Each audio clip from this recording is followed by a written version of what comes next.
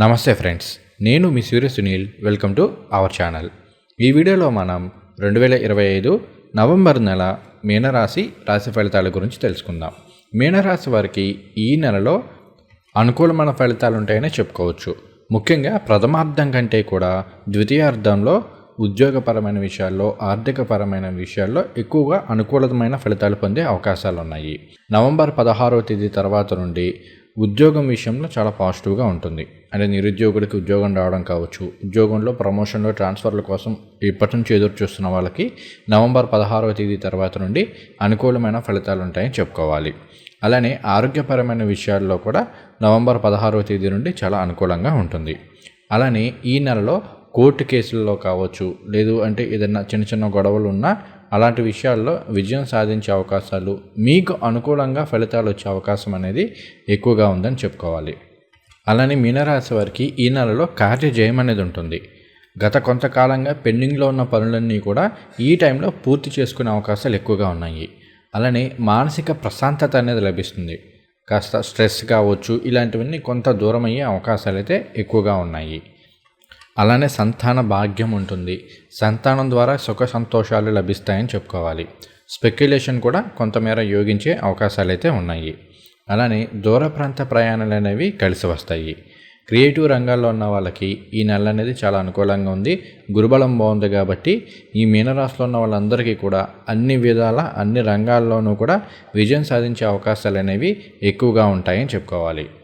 అలానే కుటుంబ పరంగా కూడా అత్యంత అనుకూలంగా ఉంది. ముఖ్యంగా మీ ఫ్యామిలీ సపోర్ట్ అనేది లభిస్తుంది మీకు.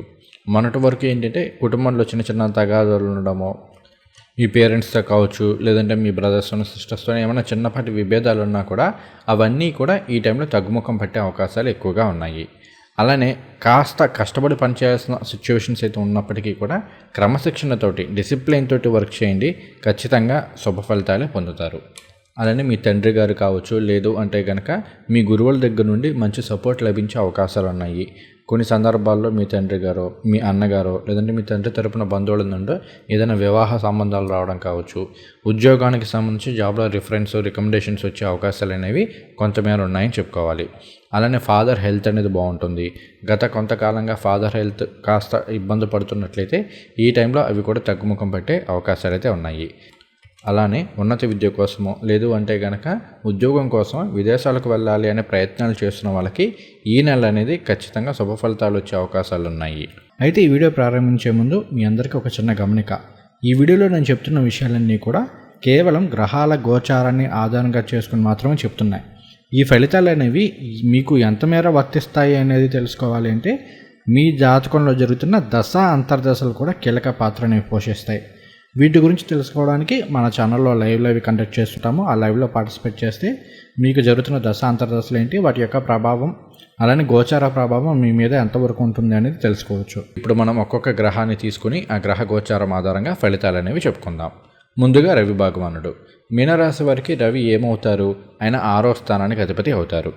6 అంటే శత్రు, రుణ, రోగ స్థానము, మన డైలీ యాక్టివిటీస్ని తెలియజేసే స్థానం. అలానే కాంపిటీషన్, ఇదంతా కూడా 6వ స్థానం తెలియజేస్తుంది. ఇటువంటి 6వ స్థానానికి అధిపతి అయిన రవి భగవానుడు నవంబర్ 16వ తేదీ వరకు కూడా తులారాశిలో, నీచరాశిలో 8వ స్థానంలో సంచారం చేస్తూ ఉన్నారు. అక్కడ ఆల్రెడీ నీచపడ్డారు, అలానే అష్టమంలో సంచారం చేస్తున్నారు కాబట్టి రవి బలం కాస్త తక్కువగా ఉందనే చెప్పుకోవాలి. అయితే ఇక్కడ ఒక 2 పాయింట్లు ఉన్నాయి. ఒకటి ఏంటి అంటే 6వ స్థానాధిపతి కనుక 8వ స్థానంలో సంచారం చేసినట్లయితే అది విపరీత రాజయోగం అవుతుంది. అలానే ఇక్కడ నవంబర్ 2వ తేదీ నుండి శుక్రుడు కూడా తులారాశిలోని సంచారం చేస్తూ రవికి నీచభంగ రాజయోగం ఏర్పడుతుంది. కాబట్టి రెండింటిని మనం పాజిటివ్గానే తీసుకోవాలి. ఇక్కడ 6వ స్థానాధిపతి 8లో సంచారం చేస్తున్నారు కాబట్టి నవంబర్ 15, 16వ తేదీల వరకు కూడా ఏంటి అంటే కాస్త వర్క్లో స్ట్రెస్ ఎక్కువగా ఉండడము, లేదు అంటే ఆల్ ఆఫ్ ద సడన్గా ఏదైనా జర్నీస్ చేయాల్సి రావడము, ఇలాంటి సిచ్యువేషన్స్ అయితే ఉంటూ ఉంటాయి.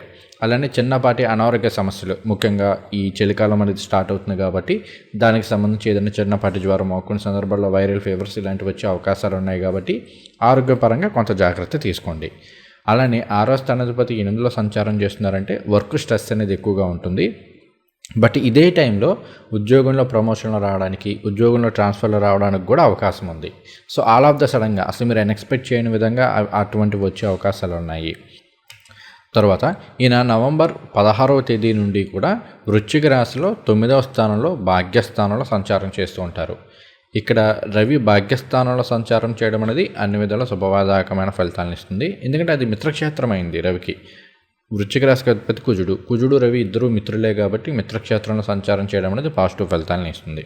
మరి ఆ రవి ఇచ్చే పాజిటివ్ ఫలితాలు ఏంటి? ఒకటి, రవి ఆరోగ్యకారకులు.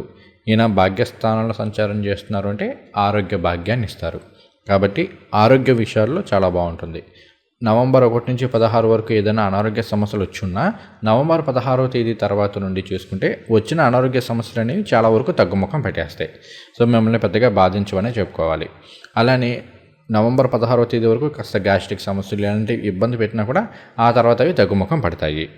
అలానే 9వ స్థానంలో రవి సంచారం అనేది ఉద్యోగంలో కాస్త దూర ప్రాంతాలకు బదిలీలను ఇచ్చే అవకాశాలు ఉన్నాయి. అలానే ఉద్యోగంలో మీకన్నా పై స్థాయి ఉద్యోగులతోటి అంటే టీం లీడర్లో, మేనేజర్లో ఆ స్థాయి వ్యక్తులతోటి మీకు ఏదైనా మంచి సపోర్ట్ లభించడము. అంటే ఫస్ట్లో మీకు ఎలా ఉంటుందంటే మీరు అంత కష్టపడినా కూడా మీ టాలెంట్ని రికగ్నైజ్ చేయట్లేదన్న బాధ మీలో ఉంటుంది. బట్ ఇక్కడికి వచ్చేసరికి ఏమవుతుందంటే మీ యాజమాన్యం మీరు ఏదైతే చూపిస్తున్నారో ఆ వర్క్ ఏదైతే ఉందో ఆ టాలెంట్ని వీటిని గుర్తించి దానికి తగ్గట్టుగా ఏదైనా శాలరీ ఇంక్రిమెంట్లు కావచ్చు, లేదంటే ఏదైనా ప్రమోషన్లు కావచ్చు, ఇలాంటివి ఇచ్చే అవకాశాలు ఉన్నాయి.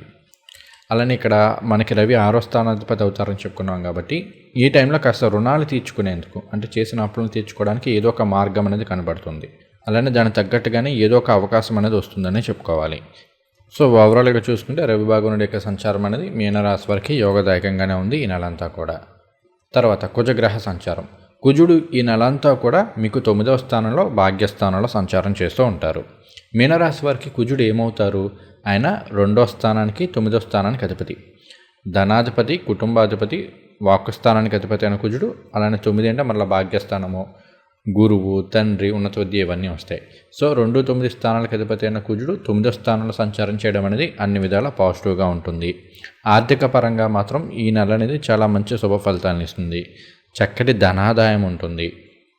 రాశిలో ఉన్న రైతులకు కావచ్చు, కన్స్ట్రక్షన్ ఫీల్డ్లో ఉన్న వాళ్ళకి కావచ్చు, లేదంటే రియల్ ఎస్టేట్ రంగాల్లో ఉన్న వాళ్ళకి కావచ్చు, చాలా బాగా పాజిటివ్ ఫలితాలను ఇస్తుంది. ఈవెన్ అందరికీ బాగుంటుంది, వీళ్ళకి ఇంకొంచెం బెటర్గా ఉంటుందని చెప్పుకోవాలి. ఎందుకంటే ఆ బిజినెస్ చేసే వాళ్ళకి ఇంకొంచెం ఇంప్రూవ్మెంట్ అనేది కనిపిస్తుంది. ఫైనాన్షియల్గా మాత్రం చాలా మంచి ఇంప్రూవ్మెంట్ అయితే ఈ టైంలో ఉంటుంది. కాస్త అప్పులను తీర్చుకోవడం ఇవన్నీ కూడా జరిగే అవకాశాలు అయితే ఎక్కువగా ఉన్నాయి. అలానే కుజుడు ఏంటి అంటే ఇక్కడ మళ్ళీ డిఫెన్స్, పోలీసు ఇవన్నీ కూడా కుజుడే వస్తారు కాబట్టి ఆర్మీ కావచ్చు, పోలీసు శాఖల్లో సంబంధించి కావచ్చు, సైబర్ సెక్యూరిటీ రంగాల్లో వర్క్ చేస్తున్న వాళ్ళకి కూడా చాలా అనుకూలంగా ఉంటుందని చెప్పుకోవాలి. అలానే ధనాధిపతి అవుతూ భాగ్యస్థానంలో సంచారం చేస్తున్నారు కదా, కాస్త ధన యోగాలు, ధన లాభాలు కూడా ఉన్నాయి. అంటే ఆకస్మికంగా ఏదైనా ధన లాభాలు వచ్చే అవకాశాలు కూడా ఉన్నాయి. అంటే మీరు ఎప్పుడో ఎవరికి ఏదో డబ్బులు ఇచ్చి ఉంటారు, తర్వాత అది ఇవ్వకపోవడం వల్ల అసలు ఇంకా రావలే అని చెప్పి వదిలేసి ఉంటారు. అలాంటివి ఈ టైంలో తిరిగి వచ్చే అవకాశాలు అనేవి ఎక్కువగా ఉన్నాయని చెప్పుకోవాలి. తర్వాత శుక్రగ్రహ సంచారం. శుక్రుడు మనకి నవంబర్ 2వ తేదీ నుండి నవంబర్ 26వ తేదీ వరకు కూడా తులారాశిలో ఆయన సొంత రాశిలో 8వ స్థానంలో సంచారం చేస్తూ ఉన్నారు. ఇక్కడ శుక్రుడు 8వ స్థానంలో సంచారం చేసినప్పటికీ అది ఆయన సొంత రాశి అయింది కాబట్టి పాజిటివ్గానే ఉంటుందని చెప్పుకోవాలి. అష్టమ స్థానంలో సంచారం చేసే శుక్రుడు వలన కొన్ని సందర్భాల్లో ఖర్చులు పెరిగే అవకాశాలు ఉన్నాయి. ఎటువంటి ఖర్చులు? ముఖ్యంగా ఏంటంటే ఈ లగ్జరీ ఐటమ్స్కి సంబంధించి, బ్రాండెడ్ క్లాత్స్ అని ఇట్లా మన ఇష్టానికి సంబంధించి, మన సుఖానికి సంబంధించి, మన సౌఖ్యానికి సంబంధించి కొంత డబ్బులు ఎక్కువగా ఖర్చు పెట్టే అవకాశాలు ఉన్నాయి.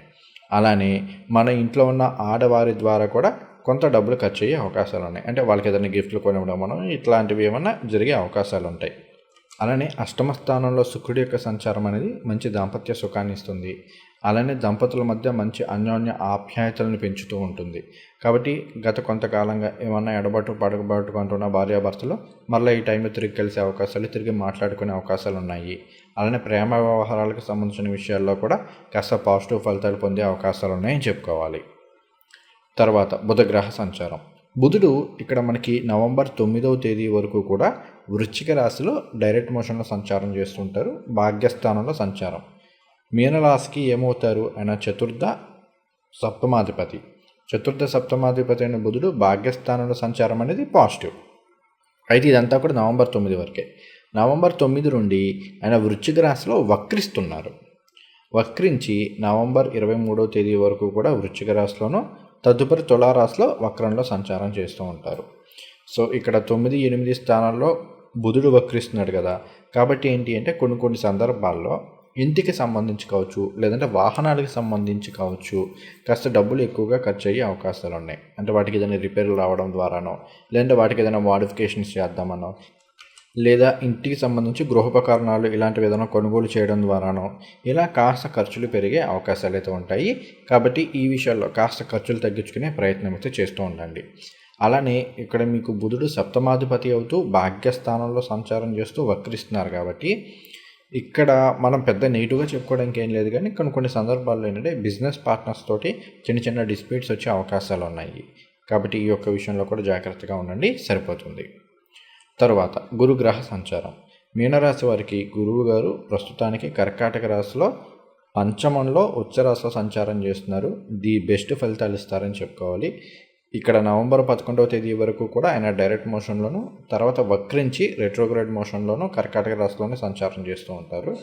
సో నవంబర్ 11వ తేదీ వరకు కూడా చాలా బాగుంది. ఉద్యోగపరమైన విషయాల్లో, వ్యాపారపరమైన విషయాల్లో, సంతానపరమైన విషయాల్లో చాలా పాజిటివ్గా ఉంటుంది. ఎందుకంటే గురువు గారు సంతాన కారకుడవుతూ పంచమ స్థానంలో సంతాన స్థానంలో సంచారం చేస్తున్నారు కాబట్టి సంతాన యోగాన్ని ఇస్తారు. ఎప్పటి నుండో సంతానం కోసం ఎదురు చూస్తున్న వాళ్ళకి ఈ టైం అనేది ఫేవరబుల్ రిజల్ట్స్ ఇస్తుందని చెప్పుకోవాలి. సంతానం ద్వారా సుఖ సంతోషాలు లభిస్తాయని చెప్పుకోవాలి. చాలా బాగుంది. అలానే 5 అనేది మరలా పూర్వపుణ్యము ఇవన్నీ వస్తాయి కాబట్టి కాస్త అదృష్టం కలిసి వస్తుందని చెప్పుకోవాలి. అలానే ఎవరైనా మంత్ర సాధన చేసే వాళ్ళు ఉన్నా, లేదు అంటే ఈ ఏదైనా గురువు దగ్గర నుండి ఒక మంత్రాన్ని ఉపదేశం తీసుకోవాలని ఎదురు చూస్తున్నా కూడా వాళ్ళకి ఈ నవంబర్ నెలంతా కూడా ఫేవరబుల్గా ఉంటుందని చెప్పుకోవాలి. తర్వాత 5 అనేది స్పెక్యులేషన్ తెలియజేస్తుంది కాబట్టి స్టాక్ మార్కెట్లో ఇన్వెస్ట్మెంట్స్ ఇలాంటి వాటిల్లో కాస్త ప్రాఫిట్స్ పొందే అవకాశాలు ఉన్నాయి. గోచార రీత్యా చూసుకుంటే మీ జాతకంలో జరిగే దశాంత దశలను కూడా ఒకసారి ఖచ్చితంగా పరిశీలన అయితే చేసుకోండి. గోచార రీత్యా మాత్రం పంచమంలో గురువు గారి యొక్క సంచారం అనేది స్పెక్యులేషన్ ఇలాంటి వాటిల్లో అనుకూలమైన ఫలితాలను ఇస్తుంది. తర్వాత మీనరాశి వారికి గురువు గారు దశమాధిపతి అవుతారు. దశమాధిపతి అవుతూ పంచమంలో సంచారం చేస్తున్నారు కాబట్టి కొన్ని సందర్భాల్లో ఉద్యోగంలో మార్పు ఉండేందుకు అవకాశం ఉంది. అంటే మీలో ఎవరైనా జాబ్ చేంజ్ కోసం ఎప్పటి నుంచో ప్రయత్నాలు చేస్తూ ఉంటే అది ఈ నవంబర్ నెలలో వర్కౌట్ అయ్యే అవకాశాలు అయితే ఉన్నాయి. తర్వాత పంచమ స్థానం అనేది క్రియేటివిటీని తెలియజేస్తుంది, తెలివితేటలను తెలియజేస్తుంది, ప్రేమ వ్యవహారాలను తెలియజేస్తుంది. సో ఇక్కడ గురువు గారు సంచారం చేయడం అనేది పాజిటివ్గానే చెప్పుకోవాలి. ప్రేమ వ్యవహారాలకు సంబంధించి కావచ్చు, వీటిలో బాగానే ఉంటాయి. ఎవరైనా ప్రేమ పెళ్ళిళ్ళు చేసుకోవాలని ఎదురు చూస్తున్న వాళ్ళకి కూడా ఈ నవంబర్ నెల అనేది కాస్త అనుకూలంగానే ఉంటుంది గోచార రీత్యా చూసుకుంటే. తర్వాత క్రియేటివ్ రంగాల్లో ఉన్న వాళ్ళకి చాలా బాగుంటుంది. ఈ రాష్ట్రంలో ఉన్న కళాకారులు కావచ్చు, ఆర్టిస్టులు, వాళ్ళందరికీ కూడా, ఈవెన్ సోషల్ మీడియా రంగాల్లో ఉన్న వాళ్ళకి, జర్నలిస్టులకు కూడా ఈ నెల అనేది బాగా ఫేవరబుల్గా ఉంటుందని చెప్పుకోవాలి. అలానే ఉపాధ్యాయ వృత్తిలో ఉన్న వాళ్ళకి చాలా బాగుంటుందని చెప్పుకోవాలి. తర్వాత నవంబర్ 11వ తేదీ నుండి గురువు గారు వక్రించినప్పటికీ కర్కాటక రాశిలో వక్రించడం అనేది కాస్త పాజిటివ్ ఫలితాలను ఇస్తుంది. కాబట్టి ఈ నెలంతా కూడా గురువు గారి యొక్క బలం బాగానే ఉంది అని చెప్పుకోవాలి. తర్వాత శని భగవానుడి యొక్క సంచారం. ప్రస్తుతం మీనరాశి వారికి ఏలినాటి శని సెకండ్ ఫేజ్ అనేది జరుగుతుంది. అయితే ఇక్కడ గురువు గారు కర్కాటక రాశిలో సంచారం చేస్తూ శని భగవాను ఆస్పెక్ట్ చేస్తుంటారు ఆయన 9వ దృష్టితోటి. కాబట్టి ఈ నెలంతా కూడా పెద్దగా ఏలినాటి శని ప్రభావం ఎక్కువగా ఉండదని చెప్పుకోవాలి. గత 4-5 నెలలతో పోలిస్తే ఈ నెలలో మీకు మానసికంగా ఒత్తిడి తగ్గే అవకాశాలు ఉన్నాయి. ముఖ్యంగా ఈ కోర్టు కేసులకు సంబంధించో, లేదంటే పోలీస్ స్టేషన్ సమస్యలు, లేదంటే ఎవరితో అయినా గొడవలు అయ్యి ఉన్నాయి, ఇన్లాస్తో ఏమైనా గొడవలు అయ్యి ఉన్నాయి, అటువంటి విషయాల నుండి కాస్త ప్రశాంతత, రిలీఫ్ వచ్చే అవకాశాలు అనేవి ఈ టైంలో ఎక్కువగా ఉన్నాయని చెప్పుకోవాలి. ఎవరైతే మిమ్మల్ని వేధిస్తున్నారో గత కొంతకాలంగా వాళ్ళ దగ్గర నుండి కూడా, అంటే మీ శత్రువులు అనుకుని ఏమని అనుకుంటే వాళ్ళ నుండి కూడా కాస్త రిలీఫ్ పొందే అవకాశాలు ఉన్నాయి. అలానే ఇక్కడ నవంబర్ 28వ తేదీ నుండి మనకి శని భగవానుడు మీనరాశిలో డైరెక్ట్ అయిపోతున్నారు. యాజ్ ఆఫ్ నో రెట్రోగ్రేడ్లో ఉన్నారు కదా, ఆయన నవంబర్ 28కి డైరెక్ట్ అయిపోతున్నారు. కాబట్టి ఇక్కడ నుంచి కూడా కాస్త ఖర్చులు తగ్గి ఆదాయానికి సంబంధించిన మార్గాల్ని మీరు ఎంచుకునే అవకాశాలు ఉన్నాయి. ఈ టైం ఎలా ఉంటుంది అంటే ఈ నవంబర్ 28వ తేదీ తర్వాత నుండి చూసుకుంటే మీ మీద మీరు ఎక్కువ ఫోకస్ చేస్తారు. నేను లైఫ్లో సక్సెస్ అవ్వాలి, మంచి గ్రోత్ కావాలి అనే దానికి సంబంధించి ఎక్కువ తపన అనేది ఉంటుంది. దానికి తగ్గట్టుగా మీరు చేసే కార్యాచరణ అనేది డిసెంబర్లో ఖచ్చితంగా శుభ ఫలితాన్ని ఇస్తుందని చెప్పుకోవాలి. ప్రతిరోజు కాలభైరవాష్టకం చదువుకోవడము, ప్రతి శనివారము శని భగవానుడికి ప్రీతిగా తైలాభిషేకాలు అవి చేస్తూనండి ఇంకా శుభ ఫలితాలను అయితే పొందవచ్చు. తరువాత రాహుగ్రహ సంచారం. రాహు ప్రస్తుతం మీకు 12వ స్థానంలో సంచారం చేస్తున్నారు. 12వ స్థానంలో రాహు ఏంటి అంటే కాస్త దూర ప్రాంతాలకు బదిలీలు ఇస్తుంటారు. కొన్ని సందర్భాల్లో ఫారిన్ కంట్రీస్కి తీసుకువెళ్తూ ఉంటారు. అలానే ఇంకొకటి ఏంటంటే 12వ స్థానంలో రాహు ఉన్నప్పుడు కొన్ని సందర్భాల్లో ఇంటి నుండి దూరంగా వెళ్ళవలసిన సిచ్యువేషన్స్ ఉంటూ ఉంటాయి. అంటే విద్యార్థులు అనుకోండి హాస్టల్లో నుండి చదువుకోవడము, అలానే ఉద్యోగస్తులు అనుకోండి కాస్త దూర ప్రాంతాల్లో ఉద్యోగం రావడమనో, లేదంటే దూర ప్రాంతాలకు బదిలీలు రావడమనో ఇలా జరిగే అవకాశాలు ఉంటూ ఉంటాయి. అలానే కాస్త కన్ఫ్యూజన్లో అంటే ఎదుటివాడి కన్నా మనం ఏం తక్కువ కాదు, వాడు ఏదో చేస్తున్నాడు కదా మనం అది చేస్తే వర్కౌట్ అయిపోతుంది అనే ఉద్దేశంతో కాస్త కన్ఫ్యూజన్లో అతి ఆవేశంతో చేసే పనులు అనేవి దెబ్బకొట్టే అవకాశాలు ఉన్నాయి. కాబట్టి కోపాన్ని తగ్గించుకోండి. ఏ విషయం సరే 1కి 10 సార్లు అవసరమైతే పెద్దవాళ్ళ సలహా తీసుకుని అప్పుడు మాత్రమే మొదలు పెట్టండి. ఇది ఒక్కటే ఫాలో అవ్వండి సరిపోతుంది. ఇంకా మీకు ఇబ్బందికరంగా ఉంటే, ముఖ్యంగా మీకు రాహు మహర్దశలు ఇలాంటివి జరుగుతూ ఉంటే అప్పుడు మీరు ఏం చేస్తారంటే దుర్గాదేవి స్తోత్రాలు పారాయణ చేసుకుంటే సరిపోతుంది. తర్వాత కేతుగ్రహ సంచారం. కేతువు ప్రస్తుతానికి మీకు 6వ స్థానంలో సంచారం చేస్తున్నారు. ఆయన ఆధ్యాత్మికము, వైరాగ్యం ఇటువంటి వాటిని ఇస్తుంటారు. 6 అనేది డైలీ యాక్టివిటీస్ వీటిని తెలియజేస్తుంది. అలానే శత్రువులను వీటిని తెలియజేస్తుంది. కాబట్టి కేతువు వీటన్నిటి నుండి కూడా మిమ్మల్ని దూరం చేస్తారు. అంటే శత్రువులు దూరం అయిపోతారు. ముఖ్యంగా మీకు మిత్రులుగా నటిస్తూ మిమ్మల్ని వెన్నుపోటు పడవాలని చూస్తున్న వాళ్ళు, లేదు అంటే మీ ఎనిమీస్ అవుతూ, అంటే ఎలా ఉంటుంది అంటే మీ పక్కనే ఉంటారు కానీ ఎప్పుడు మీ నాశనాన్ని కోరుకుంటూ ఉంటారు.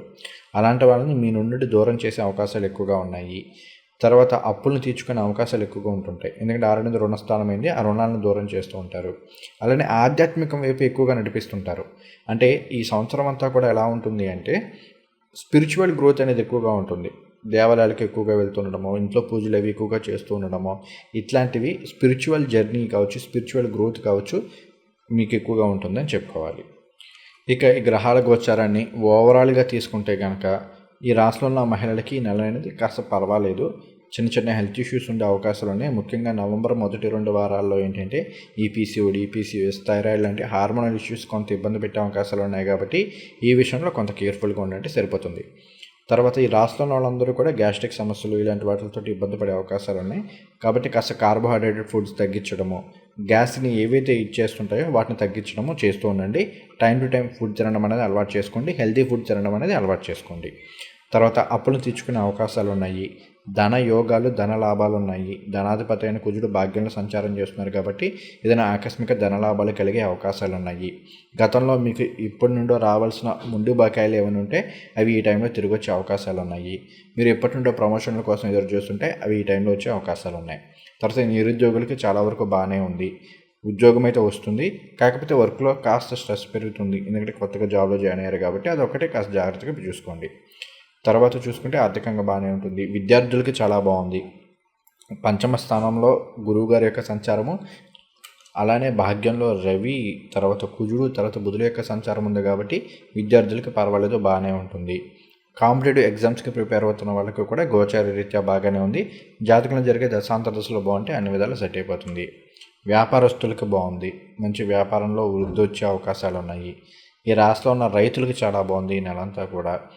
తర్వాత చూసుకుంటే లాయర్లకు బాగుంది. ముఖ్యంగా క్రిమినల్ లాయర్లకు చాలా బాగుంది.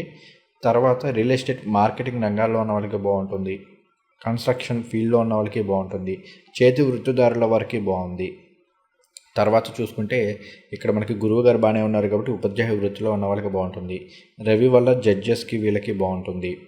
అలానే టీమ్ లీడర్లుగాను, మేనేజర్లుగా వర్క్ చేస్తున్న వాళ్ళందరికీ కూడా ఈ టైం అనేది ఫేవరబుల్గా ఉంటుందని చెప్పుకోవాలి. తర్వాత ఈ రాష్ట్రంలో ఉన్న వృద్ధులు కాస్త జాగ్రత్తగా ఉండండి. చిన్న చిన్న హెల్త్ ఇష్యూస్ వచ్చే అవకాశాలు ఉన్నాయి.